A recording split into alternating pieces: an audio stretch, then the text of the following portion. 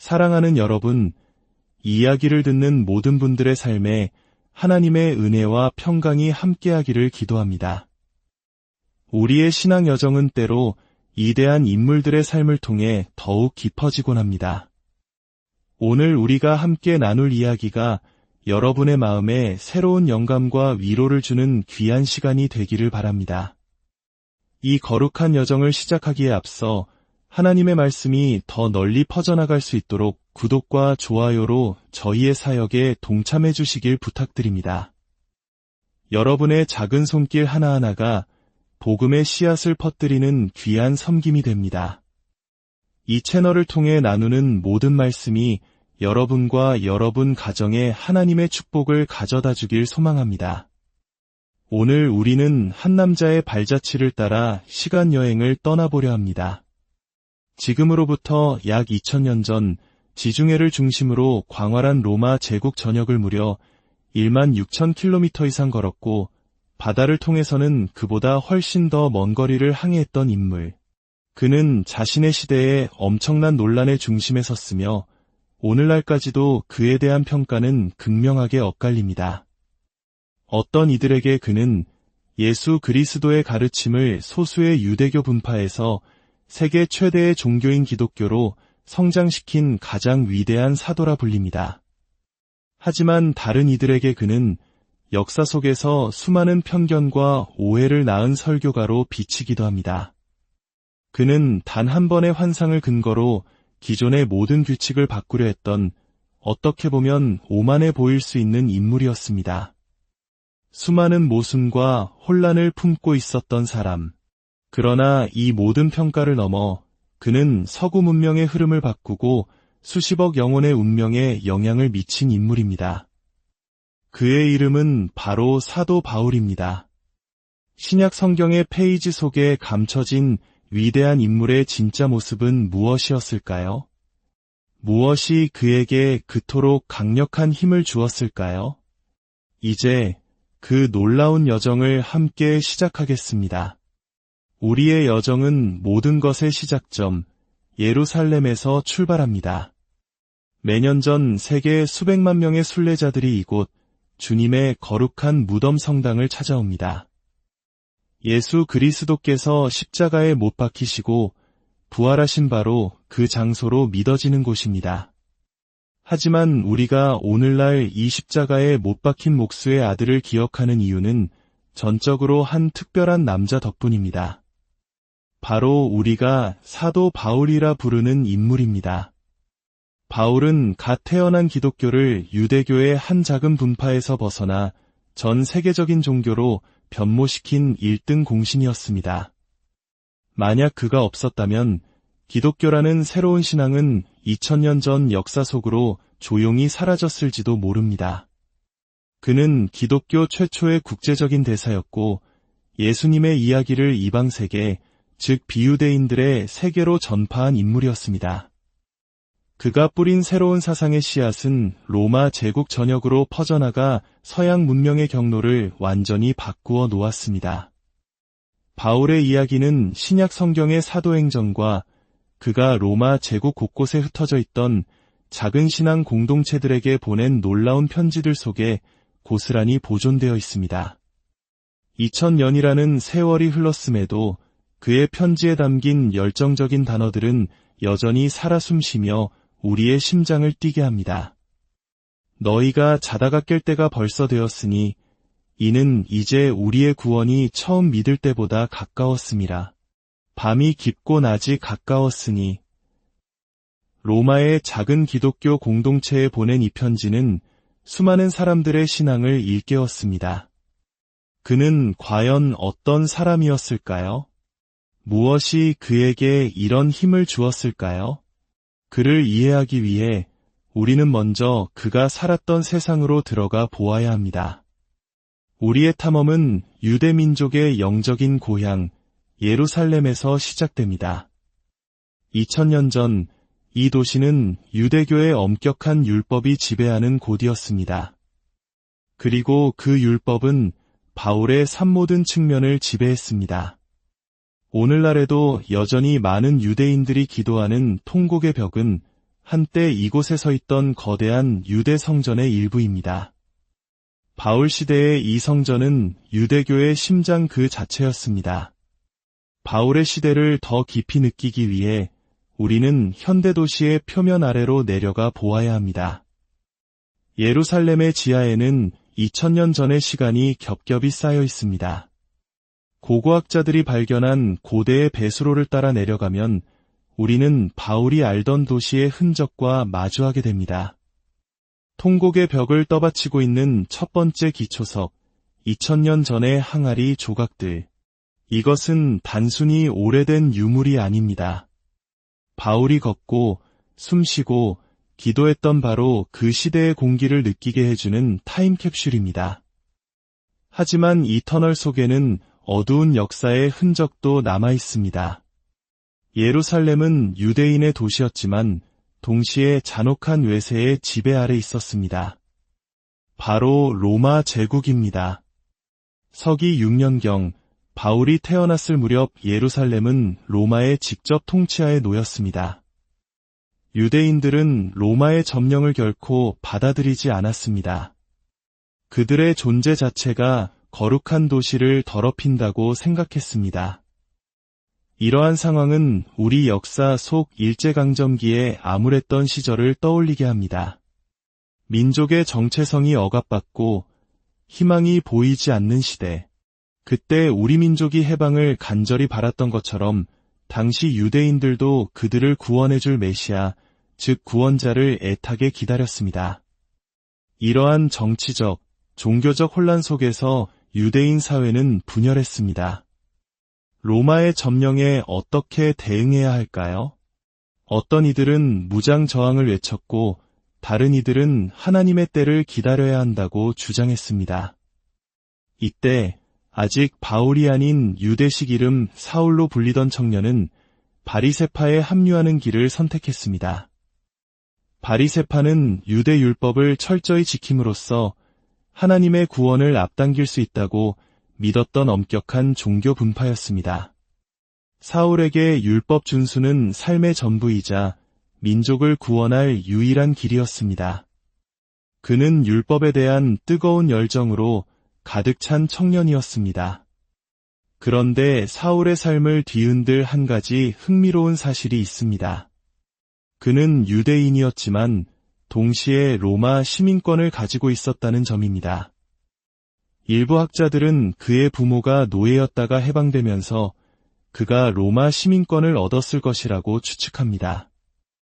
유대인으로서의 정체성과 로마 시민이라는 정체성 사이의 혼란. 이 복잡한 배경이 그의 강렬하고 때로는 극단적인 성격을 형성하는 데 영향을 미쳤을지도 모릅니다. 그는 자신의 뿌리를 찾기 위해 20살 무렵 예루살렘으로 왔고 바리새인이 되어 율법에 자신의 모든 것을 걸었습니다. 그러던 서기 32년경 예루살렘에 새로운 바람이 불기 시작했습니다.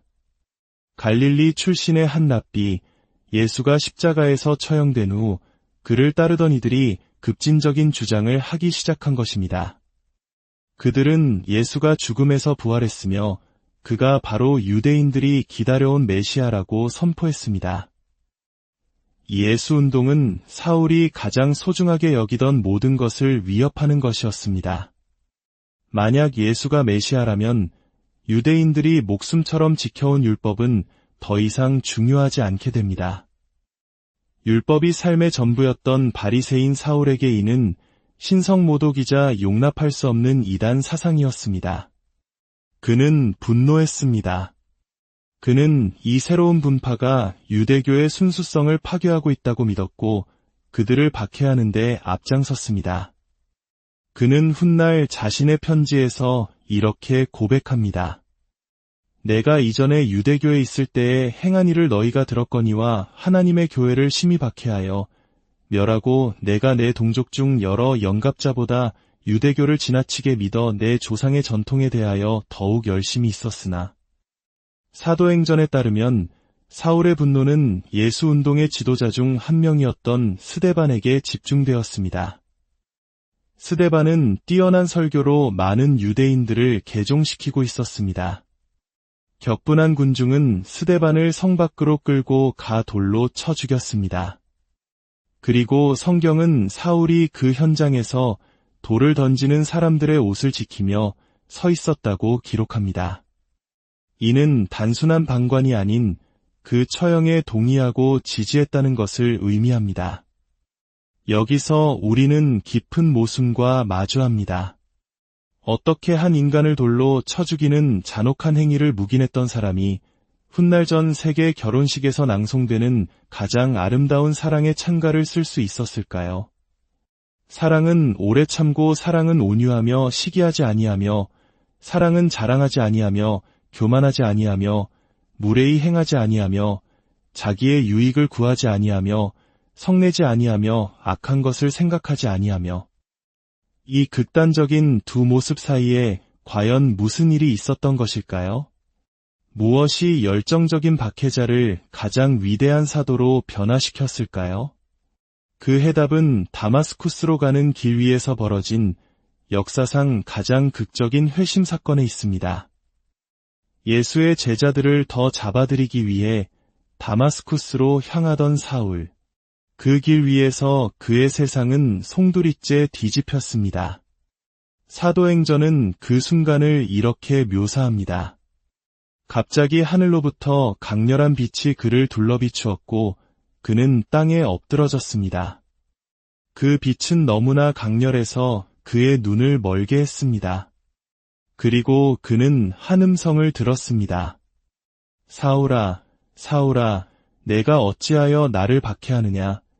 그것은 바로 부활하신 예수님의 음성이었습니다. 이 사건은 사울의 인생을 180도 바꾸어 놓았습니다.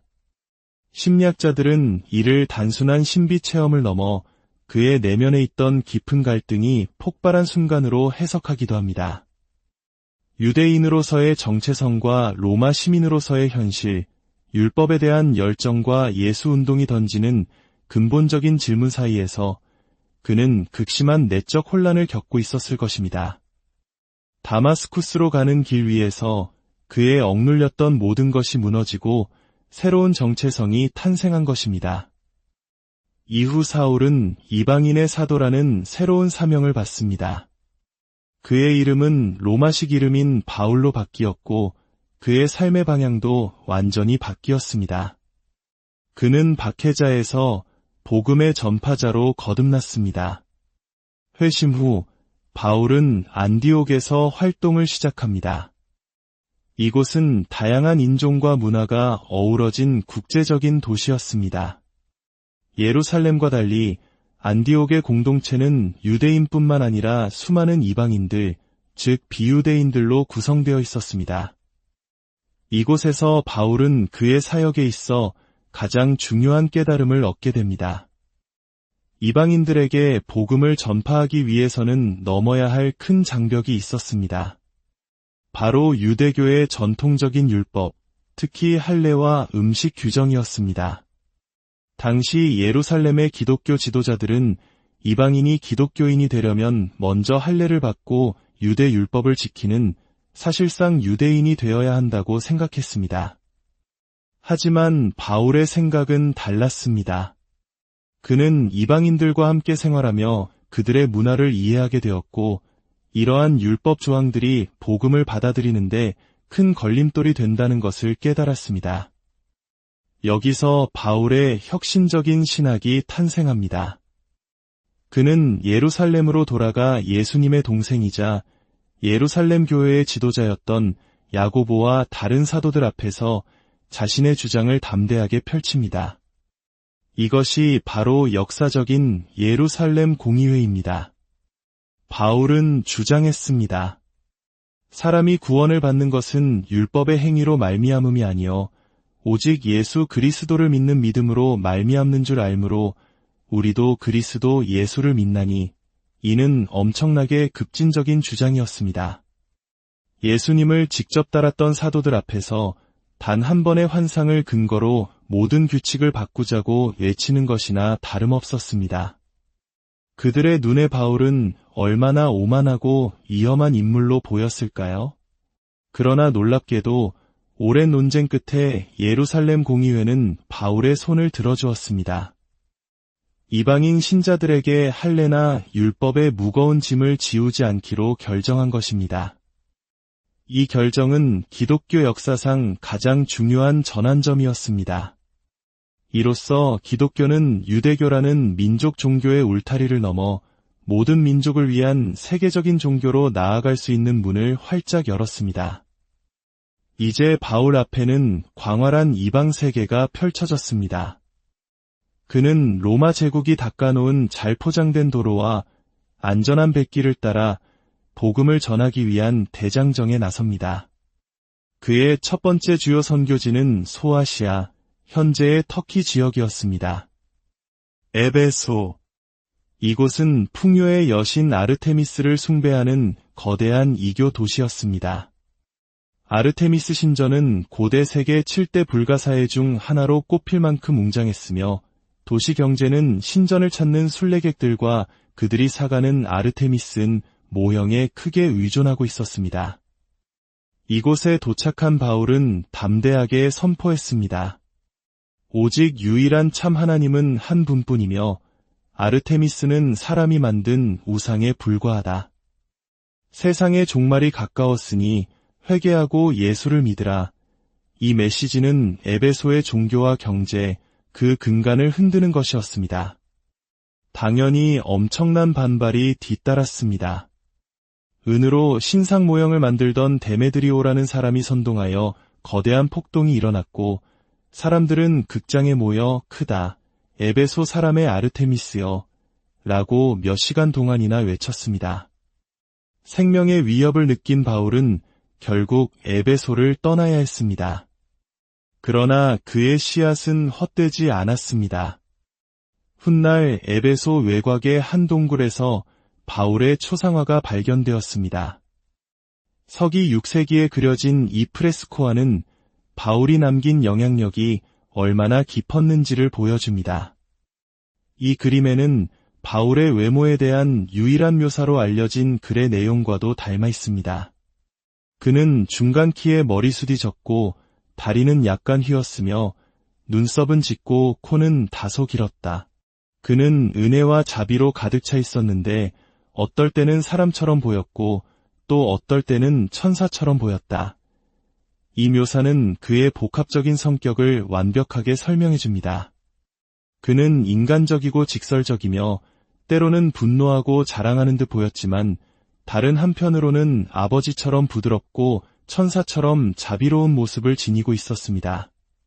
바울은 에베소에서 쫓겨난 후 유럽으로 향합니다. 그는 철학과 학문의 중심지 아테네에 도착합니다. 하지만 이성적인 토론을 중시하는 아테네의 철학자들에게 십자가에 못 박힌 유대인 목수가 부활했다는 이야기는 어리석게 들릴 뿐이었습니다. 바울은 아테네에서 큰 성공을 거두지 못했습니다. 그러나 그는 실망하지 않고 고린도로 향합니다.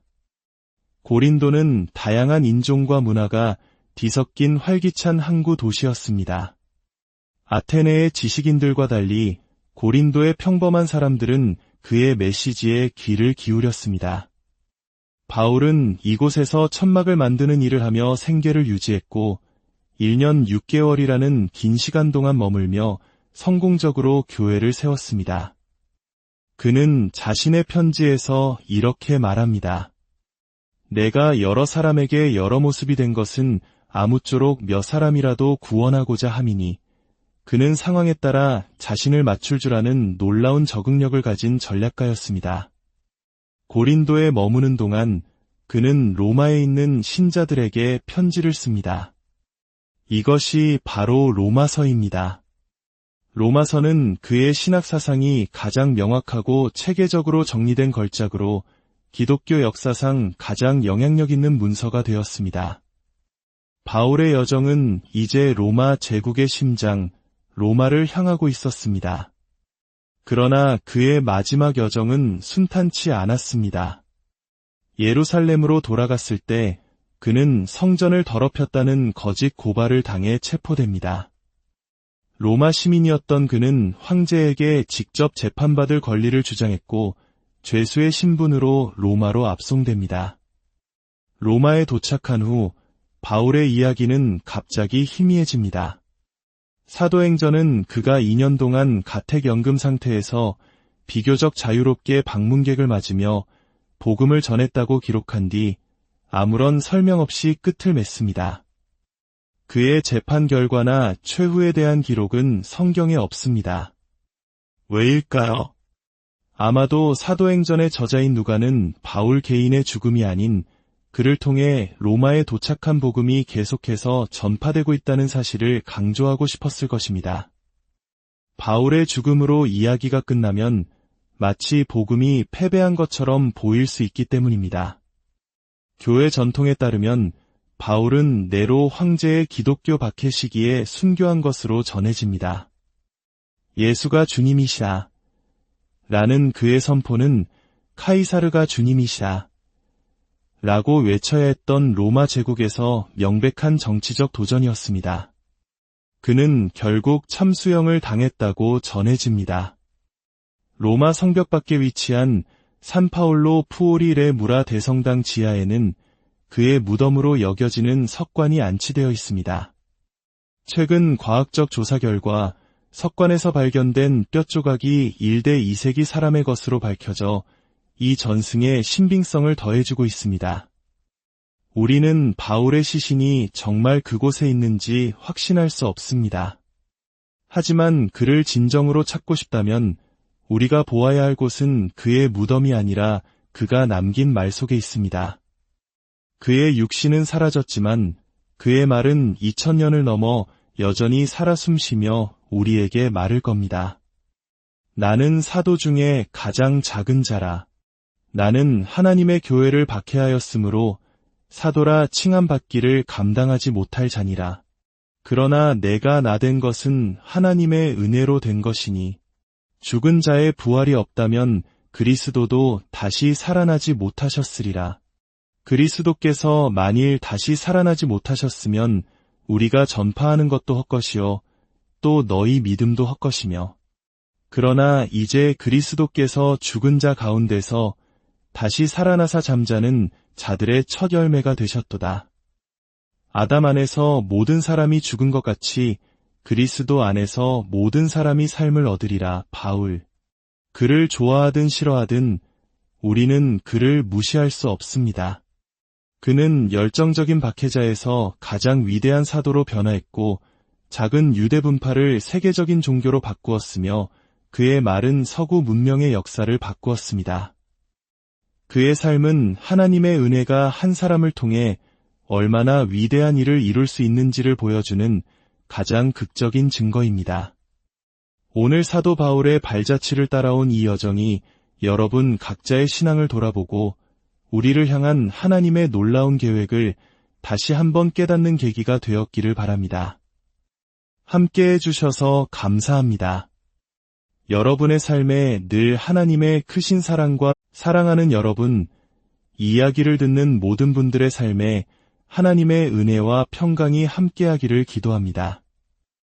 우리의 신앙 여정은 때로 이대한 인물들의 삶을 통해 더욱 깊어지곤 합니다. 오늘 우리가 함께 나눌 이야기가 여러분의 마음에 새로운 영감과 위로를 주는 귀한 시간이 되기를 바랍니다. 이 거룩한 여정을 시작하기에 앞서 하나님의 말씀이 더 널리 퍼져나갈 수 있도록 구독과 좋아요로 저희의 사역에 동참해 주시길 부탁드립니다.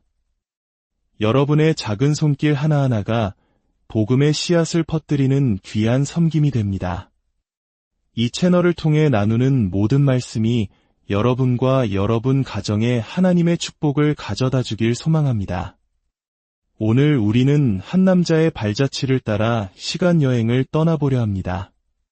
지금으로부터 약 2000년 전 지중해를 중심으로 광활한 로마 제국 전역을 무려 16,000km 이상 걸었고 바다를 통해서는 그보다 훨씬 더 먼 거리를 항해했던 인물.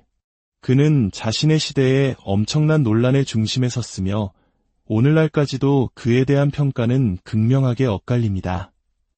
어떤 이들에게 그는 예수 그리스도의 가르침을 소수의 유대교 분파에서 세계 최대의 종교인 기독교로 성장시킨 가장 위대한 사도라 불립니다.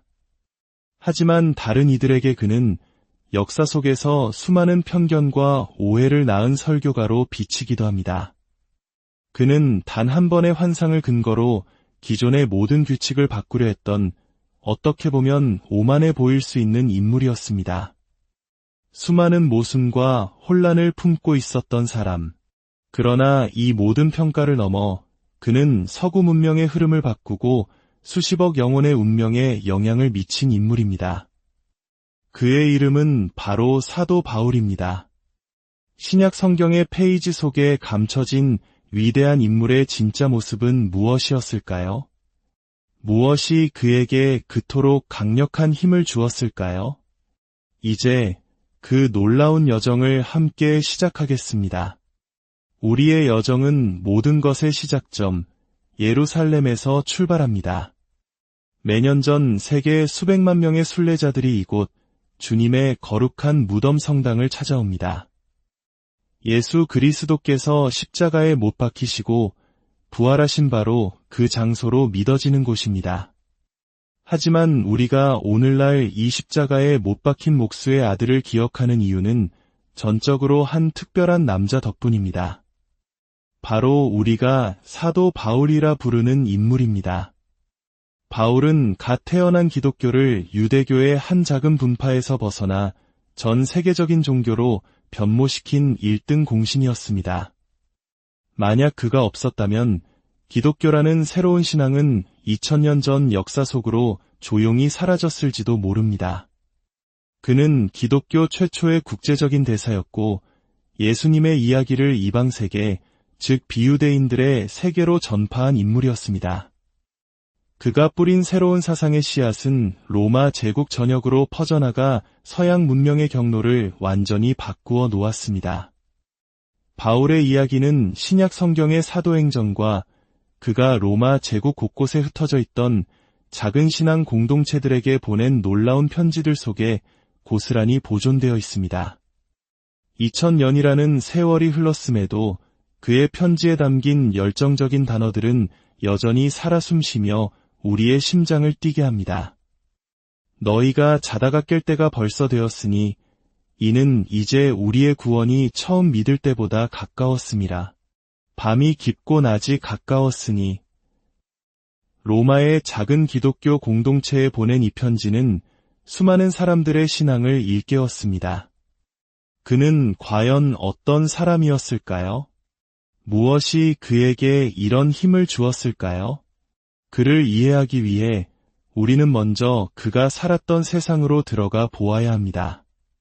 우리의 탐험은 유대 민족의 영적인 고향 예루살렘에서 시작됩니다. 2000년 전 이 도시는 유대교의 엄격한 율법이 지배하는 곳이었습니다. 그리고 그 율법은 바울의 삶 모든 측면을 지배했습니다. 오늘날에도 여전히 많은 유대인들이 기도하는 통곡의 벽은 한때 이곳에 서 있던 거대한 유대 성전의 일부입니다. 바울 시대의 이 성전은 유대교의 심장 그 자체였습니다. 바울의 시대를 더 깊이 느끼기 위해 우리는 현대 도시의 표면 아래로 내려가 보아야 합니다. 예루살렘의 지하에는 2000년 전의 시간이 겹겹이 쌓여 있습니다. 고고학자들이 발견한 고대의 배수로를 따라 내려가면 우리는 바울이 알던 도시의 흔적과 마주하게 됩니다. 통곡의 벽을 떠받치고 있는 첫 번째 기초석, 2000년 전의 항아리 조각들. 이것은 단순히 오래된 유물이 아닙니다. 바울이 걷고 숨쉬고 기도했던 바로 그 시대의 공기를 느끼게 해주는 타임캡슐입니다. 하지만 이 터널 속에는 어두운 역사의 흔적도 남아 있습니다. 예루살렘은 유대인의 도시였지만 동시에 잔혹한 외세의 지배 아래 있었습니다. 바로 로마 제국입니다. 서기 6년경 바울이 태어났을 무렵 예루살렘은 로마의 직접 통치하에 놓였습니다. 유대인들은 로마의 점령을 결코 받아들이지 않았습니다. 그들의 존재 자체가 거룩한 도시를 더럽힌다고 생각했습니다. 이러한 상황은 우리 역사 속 일제강점기에 암울했던 시절을 떠올리게 합니다. 민족의 정체성이 억압받고 희망이 보이지 않는 시대. 그때 우리 민족이 해방을 간절히 바랐던 것처럼 당시 유대인들도 그들을 구원해줄 메시아, 즉 구원자를 애타게 기다렸습니다. 이러한 정치적, 종교적 혼란 속에서 유대인 사회는 분열했습니다. 로마의 점령에 어떻게 대응해야 할까요? 어떤 이들은 무장 저항을 외쳤고 다른 이들은 하나님의 때를 기다려야 한다고 주장했습니다. 이때 아직 바울이 아닌 유대식 이름 사울로 불리던 청년은 바리새파에 합류하는 길을 선택했습니다. 바리새파는 유대 율법을 철저히 지킴으로써 하나님의 구원을 앞당길 수 있다고 믿었던 엄격한 종교 분파였습니다. 사울에게 율법 준수는 삶의 전부이자 민족을 구원할 유일한 길이었습니다. 그는 율법에 대한 뜨거운 열정으로 가득 찬 청년이었습니다. 그런데 사울의 삶을 뒤흔들 한 가지 흥미로운 사실이 있습니다. 그는 유대인이었지만 동시에 로마 시민권을 가지고 있었다는 점입니다. 일부 학자들은 그의 부모가 노예였다가 해방되면서 그가 로마 시민권을 얻었을 것이라고 추측합니다. 유대인으로서의 정체성과 로마 시민이라는 정체성 사이의 혼란. 이 복잡한 배경이 그의 강렬하고 때로는 극단적인 성격을 형성하는 데 영향을 미쳤을지도 모릅니다. 그는 자신의 뿌리를 찾기 위해 20살 무렵 예루살렘으로 왔고 바리새인이 되어 율법에 자신의 모든 것을 걸었습니다. 그러던 서기 32년경 예루살렘에 새로운 바람이 불기 시작했습니다. 갈릴리 출신의 한 랍비, 예수가 십자가에서 처형된 후 그를 따르던 이들이 급진적인 주장을 하기 시작한 것입니다. 그들은 예수가 죽음에서 부활했으며 그가 바로 유대인들이 기다려온 메시아라고 선포했습니다. 예수운동은 사울이 가장 소중하게 여기던 모든 것을 위협하는 것이었습니다. 만약 예수가 메시아라면 유대인들이 목숨처럼 지켜온 율법은 더 이상 중요하지 않게 됩니다. 율법이 삶의 전부였던 바리새인 사울에게 이는 신성모독이자 용납할 수 없는 이단 사상이었습니다. 그는 분노했습니다. 그는 이 새로운 분파가 유대교의 순수성을 파괴하고 있다고 믿었고 그들을 박해하는 데 앞장섰습니다. 그는 훗날 자신의 편지에서 이렇게 고백합니다. 내가 이전에 유대교에 있을 때에 행한 일을 너희가 들었거니와 하나님의 교회를 심히 박해하여 멸하고 내가 내 동족 중 여러 영갑자보다 유대교를 지나치게 믿어 내 조상의 전통에 대하여 더욱 열심히 있었으나 사도행전에 따르면 사울의 분노는 예수운동의 지도자 중 한 명이었던 스데반에게 집중되었습니다. 스데반은 뛰어난 설교로 많은 유대인들을 개종시키고 있었습니다. 격분한 군중은 스데반을 성 밖으로 끌고 가 돌로 쳐 죽였습니다. 그리고 성경은 사울이 그 현장에서 돌을 던지는 사람들의 옷을 지키며 서 있었다고 기록합니다. 이는 단순한 방관이 아닌 그 처형에 동의하고 지지했다는 것을 의미합니다. 여기서 우리는 깊은 모순과 마주합니다. 어떻게 한 인간을 돌로 쳐 죽이는 잔혹한 행위를 묵인했던 사람이 훗날 전 세계 결혼식에서 낭송되는 가장 아름다운 사랑의 찬가를 쓸 수 있었을까요?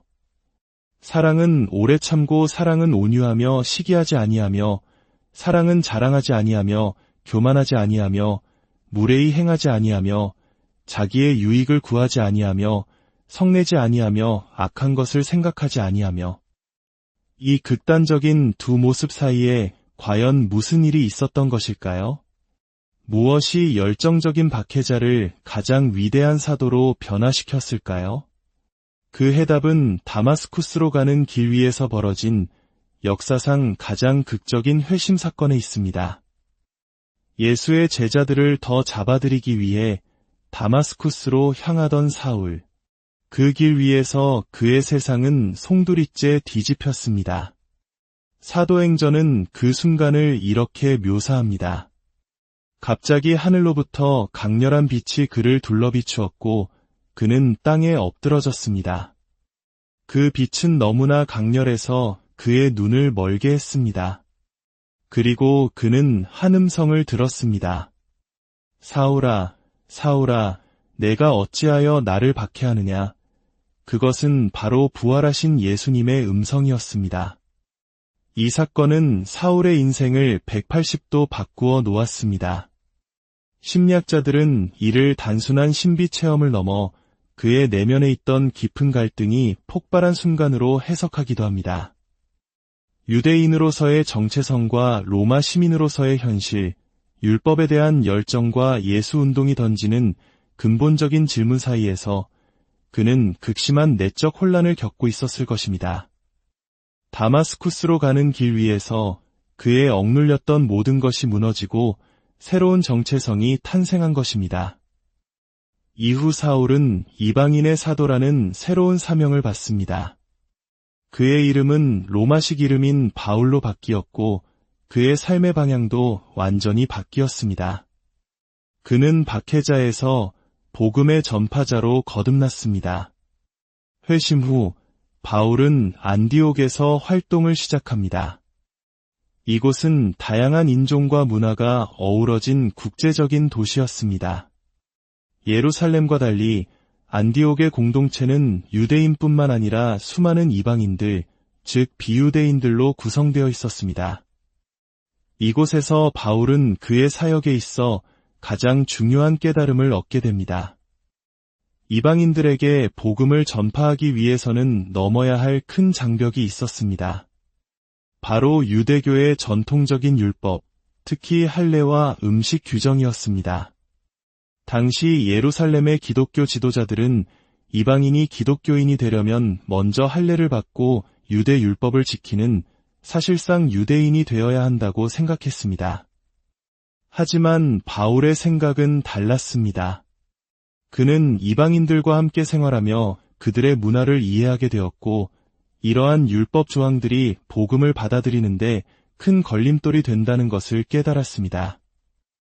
여기서 바울의 혁신적인 신학이 탄생합니다.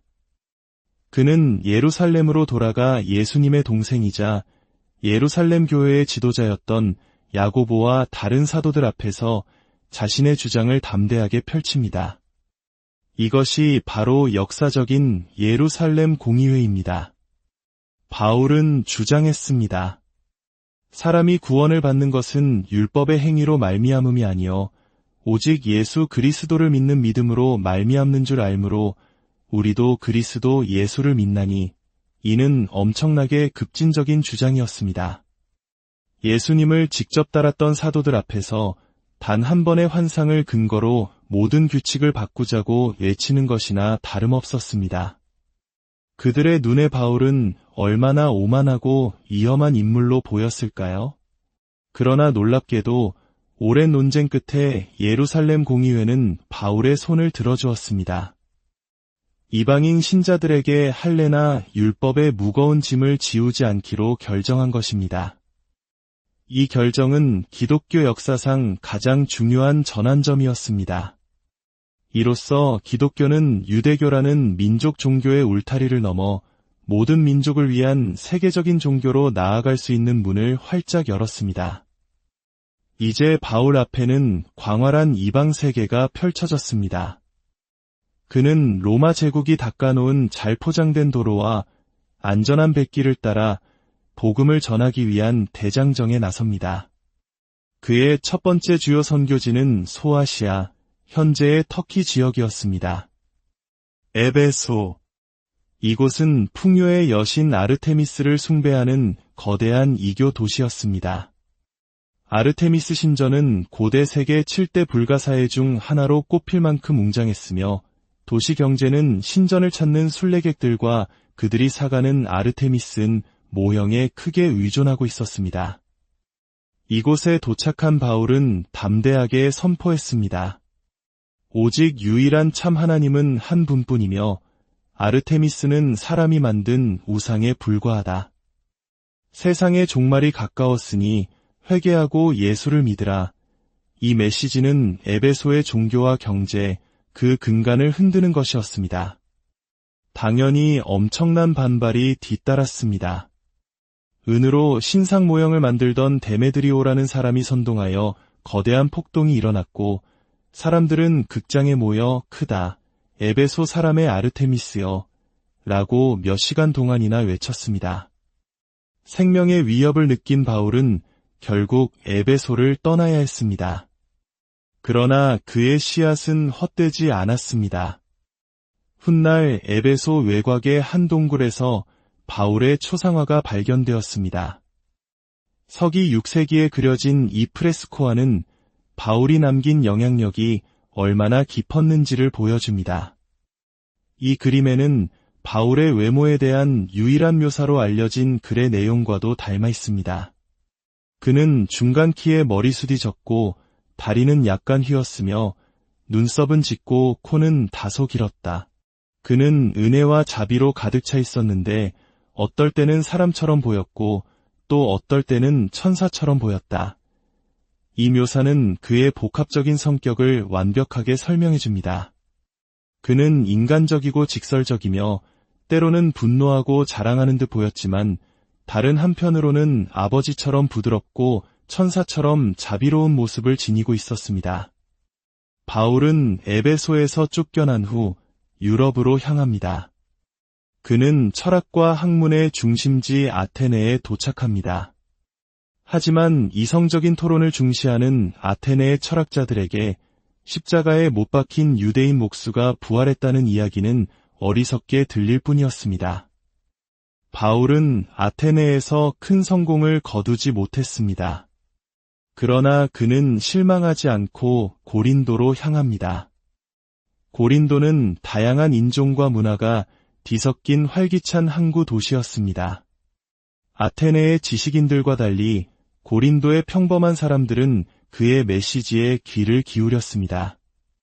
바울은 이곳에서 천막을 만드는 일을 하며 생계를 유지했고 1년 6개월이라는 긴 시간 동안 머물며 성공적으로 교회를 세웠습니다. 그는 자신의 편지에서 이렇게 말합니다. 내가 여러 사람에게 여러 모습이 된 것은 아무쪼록 몇 사람이라도 구원하고자 함이니 그는 상황에 따라 자신을 맞출 줄 아는 놀라운 적응력을 가진 전략가였습니다. 고린도에 머무는 동안 그는 로마에 있는 신자들에게 편지를 씁니다. 이것이 바로 로마서입니다. 로마서는 그의 신학 사상이 가장 명확하고 체계적으로 정리된 걸작으로 기독교 역사상 가장 영향력 있는 문서가 되었습니다. 바울의 여정은 이제 로마 제국의 심장, 로마를 향하고 있었습니다. 그러나 그의 마지막 여정은 순탄치 않았습니다. 예루살렘으로 돌아갔을 때 그는 성전을 더럽혔다는 거짓 고발을 당해 체포됩니다. 로마 시민이었던 그는 황제에게 직접 재판받을 권리를 주장했고 죄수의 신분으로 로마로 압송됩니다. 로마에 도착한 후 바울의 이야기는 갑자기 희미해집니다. 사도행전은 그가 2년 동안 가택연금 상태에서 비교적 자유롭게 방문객을 맞으며 복음을 전했다고 기록한 뒤 아무런 설명 없이 끝을 맺습니다. 그의 재판 결과나 최후에 대한 기록은 성경에 없습니다. 왜일까요?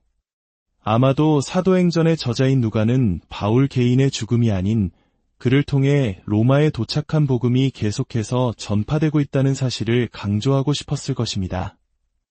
바울의 죽음으로 이야기가 끝나면 마치 복음이 패배한 것처럼 보일 수 있기 때문입니다. 교회 전통에 따르면 바울은 네로 황제의 기독교 박해 시기에 순교한 것으로 전해집니다. 예수가 주님이시라 라는 그의 선포는 카이사르가 주님이시라 라고 외쳐야 했던 로마 제국에서 명백한 정치적 도전이었습니다. 그는 결국 참수형을 당했다고 전해집니다. 로마 성벽 밖에 위치한 산파올로 푸오리 레 무라 대성당 지하에는 그의 무덤으로 여겨지는 석관이 안치되어 있습니다.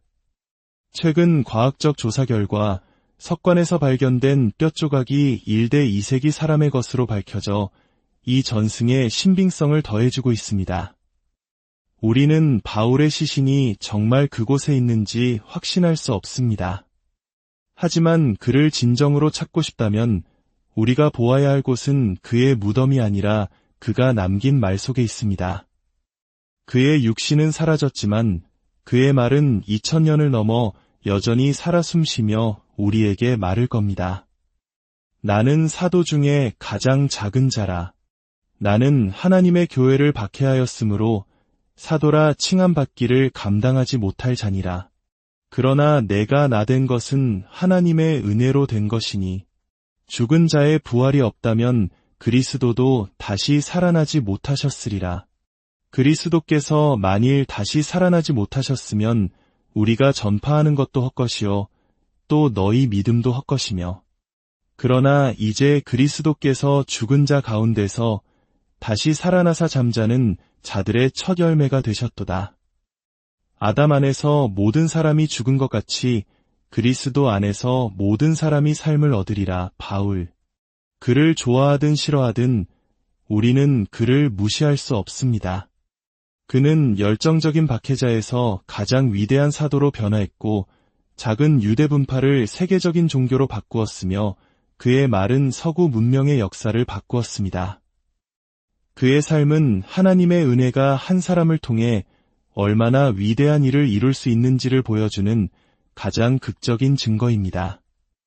오늘 사도 바울의 발자취를 따라온 이 여정이 여러분 각자의 신앙을 돌아보고 우리를 향한 하나님의 놀라운 계획을 다시 한번 깨닫는 계기가 되었기를 바랍니다. 함께 해주셔서 감사합니다. 여러분의 삶에 늘 하나님의 크신 사랑과 사랑하는 여러분, 이 이야기를 듣는 모든 분들의 삶에 하나님의 은혜와 평강이 함께하기를 기도합니다. 우리의 신앙 여정은 때로 위대한 인물들의 삶을 통해 더욱 깊어지곤 합니다. 오늘 우리가 함께 나눌 이야기가 여러분의 마음에 새로운 영감과 위로를 주는 귀한 시간이 되기를 바랍니다. 이 거룩한 여정을 시작하기에 앞서 하나님의 말씀이 더 널리 퍼져나갈 수 있도록 구독과 좋아요로 저희의 사역에 동참해 주시길 부탁드립니다. 여러분의 작은 손길 하나하나가 복음의 씨앗을 퍼뜨리는 귀한 섬김이 됩니다. 이 채널을 통해 나누는 모든 말씀이 여러분과 여러분 가정에 하나님의 축복을 가져다 주길 소망합니다. 오늘 우리는 한 남자의 발자취를 따라 시간 여행을 떠나보려 합니다. 지금으로부터 약 2000년 전 지중해를 중심으로 광활한 로마 제국 전역을 무려 16,000km 이상 걸었고 바다를 통해서는 그보다 훨씬 더 먼 거리를 항해했던 인물. 그는 자신의 시대에 엄청난 논란의 중심에 섰으며 오늘날까지도 그에 대한 평가는 극명하게 엇갈립니다. 어떤 이들에게 그는 예수 그리스도의 가르침을 소수의 유대교 분파에서 세계 최대의 종교인 기독교로 성장시킨 가장 위대한 사도라 불립니다. 하지만 다른 이들에게 그는 역사 속에서 수많은 편견과 오해를 낳은 설교가로 비치기도 합니다. 그는 단 한 번의 환상을 근거로 기존의 모든 규칙을 바꾸려 했던 어떻게 보면 오만해 보일 수 있는 인물이었습니다. 수많은 모순과 혼란을 품고 있었던 사람. 그러나 이 모든 평가를 넘어 그는 서구 문명의 흐름을 바꾸고 수십억 영혼의 운명에 영향을 미친 인물입니다. 그의 이름은 바로 사도 바울입니다. 신약 성경의 페이지 속에 감춰진 위대한 인물의 진짜 모습은 무엇이었을까요? 무엇이 그에게 그토록 강력한 힘을 주었을까요? 이제 그 놀라운 여정을 함께 시작하겠습니다. 우리의 여정은 모든 것의 시작점, 예루살렘에서 출발합니다. 매년 전 세계 수백만 명의 순례자들이 이곳 주님의 거룩한 무덤 성당을 찾아옵니다. 예수 그리스도께서 십자가에 못 박히시고 부활하신 바로 그 장소로 믿어지는 곳입니다. 하지만 우리가 오늘날 이 십자가에 못 박힌 목수의 아들을 기억하는 이유는 전적으로 한 특별한 남자 덕분입니다. 바로 우리가 사도 바울이라 부르는 인물입니다. 바울은 갓 태어난 기독교를 유대교의 한 작은 분파에서 벗어나 전 세계적인 종교로 변모시킨 1등 공신이었습니다.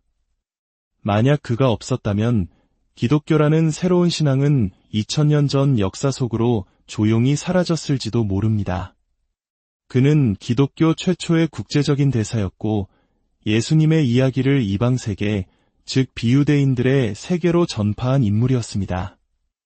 그가 뿌린 새로운 사상의 씨앗은 로마 제국 전역으로 퍼져나가 서양 문명의 경로를 완전히 바꾸어 놓았습니다. 바울의 이야기는 신약 성경의 사도행전과 그가 로마 제국 곳곳에 흩어져 있던 작은 신앙 공동체들에게 보낸 놀라운 편지들 속에 고스란히 보존되어 있습니다.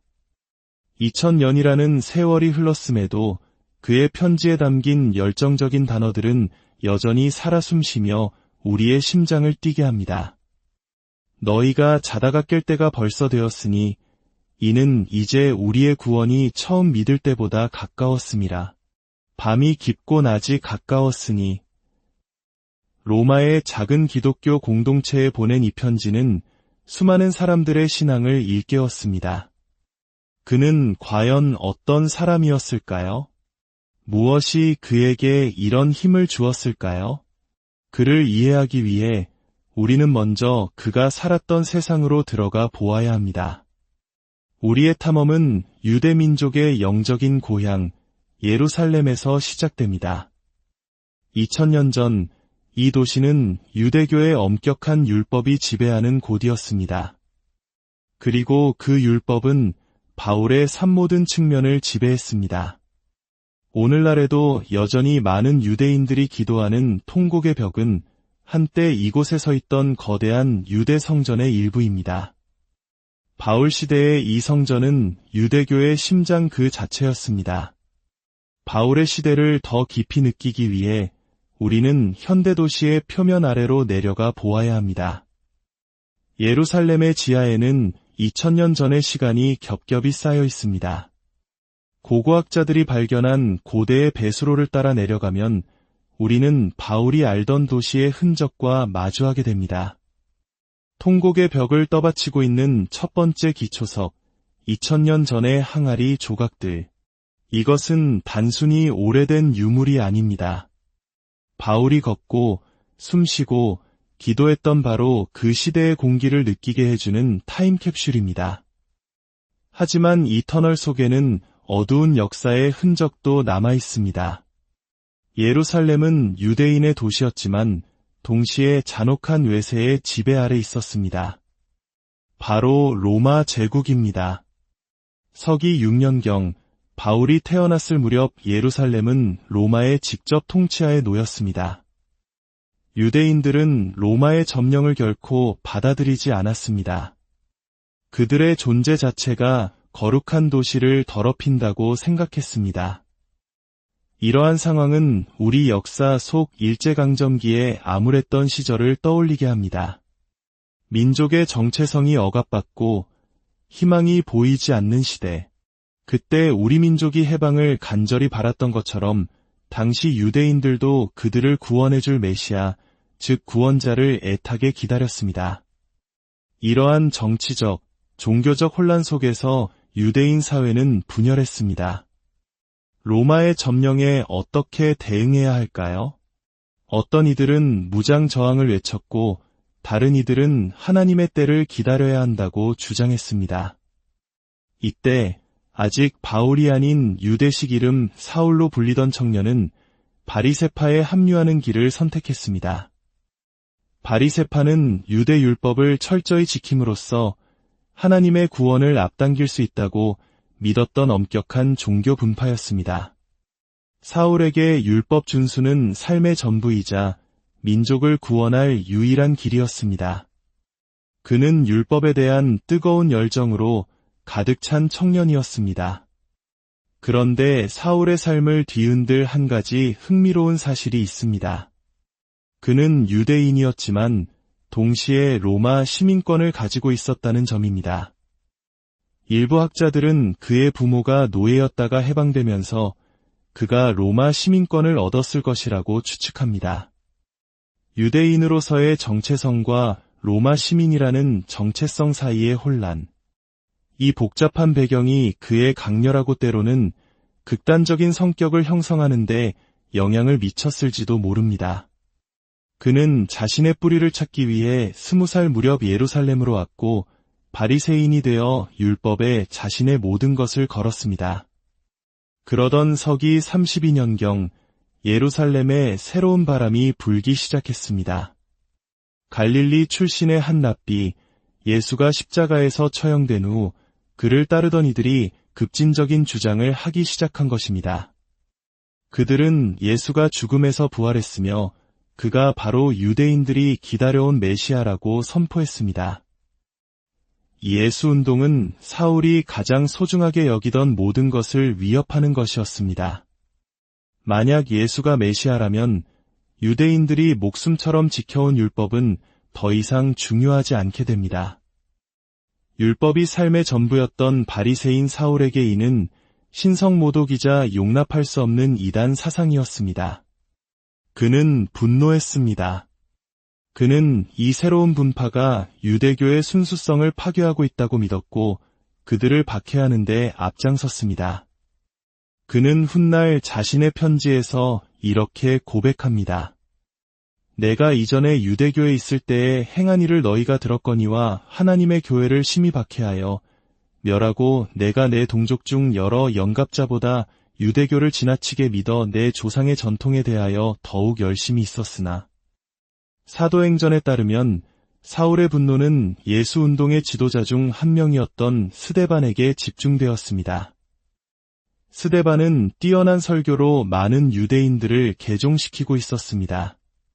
격분한 군중은 스데반을 성 밖으로 끌고 가 돌로 쳐 죽였습니다.